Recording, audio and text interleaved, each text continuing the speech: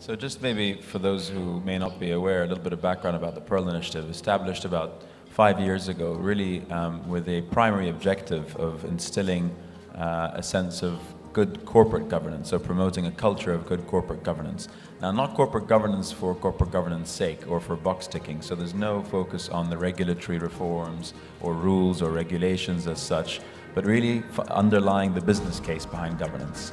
Now, with that in mind, in terms of what is corporate governance, my favorite definition, which I sort of use for it, is the purpose of corporate governance is to facilitate effective entrepreneurial and prudent management that can deliver the long-term success of the company.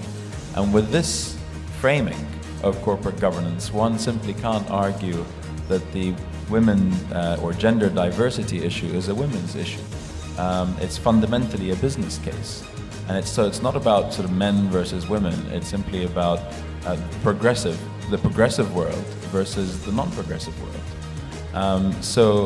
Just going back to the study that you mentioned that was done across the GCC, and it surveyed many companies, interviewed face-to-face 600 women in various facets of their business career, and a little bit of the results. 80% of the respondents reported that being a woman has put them at a disadvantage at work, regardless of their education or qualifications. 80%? 80%. 80, not 18. 80%. This is over 600 face-to-face interviews.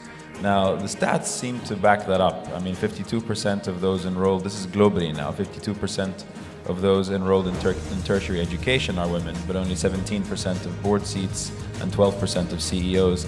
And even in the UAE, which is the country really leading the way in the region, by far in progressive policies to address this issue, women still dominate the national enrollments in higher education, but only make up less than a third of the actual labor market. Now, of course, there's plenty that's going on in the UAE in terms of its leading the way.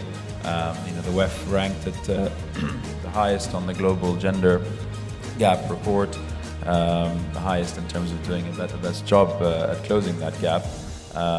Women fill 2/3 of all public sector posts here in the UAE, 30% in senior and decision-making posts.